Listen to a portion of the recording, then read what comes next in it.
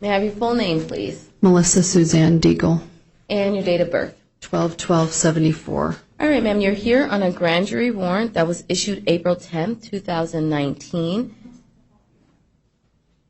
You need a court clearance. Because I need a court clearance.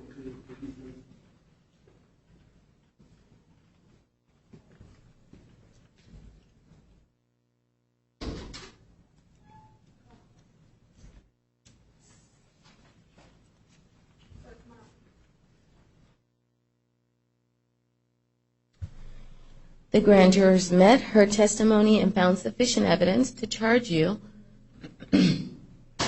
with 6 counts, child or vulnerable adult abuse intent, Class 2 felonies, 2 counts, child or vulnerable adult abuse intent, Class 4 felonies. Those offenses allegedly occurred between July 20th, 2012 and November 3rd, 2013.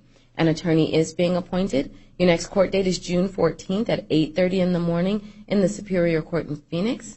The grand jury judge set a secured appearance bond for you in the amount of $100,000, so that is the bond. It's been affirmed. If you post it, do not initiate or have any physical contact with any alleged victim. Do not initiate any contact with any alleged complainant, witness, or arresting officer. You're not to have any contact with any minors. There are no exceptions. Do not possess any weapons or drugs without a valid prescription. Do not possess or consume any alcohol. Don't drive a vehicle without a valid driver's license. Make sure the court has proof of your local address. You also need to submit to DNA testing and fingerprints. Please step to your right so that you can sign for your conditions. I have questions. You Is said it about your release condition? don't consent to any don't be around any minors? That is correct. It Okay. looks like these are child abuse offenses, and because of the nature of the offenses, I'm ordering at this point anyway, no contact with any children due to the nature of the charges. And ma'am, I've already posted bond for $100,000 when I was in Florida. They arrested me on this warrant.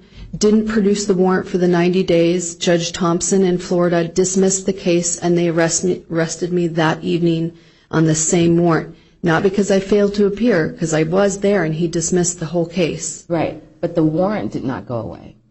When the FOJ proceedings go away, that just vacates the FOJ proceedings. The warrant is still valid, and this warrant is still here. It still exists.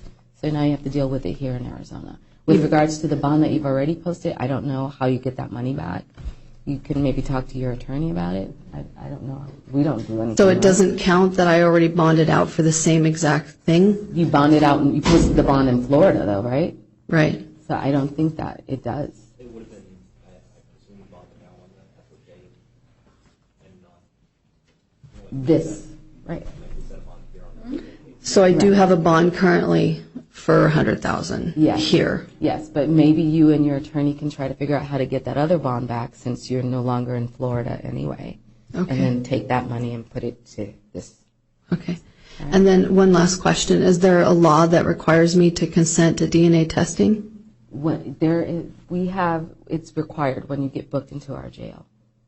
You heard the advisement, you heard the blah, blah, blah. In the beginning, yes. But I'm asking you if there's a law that requires me to consent to that. There is. Is there a waiver?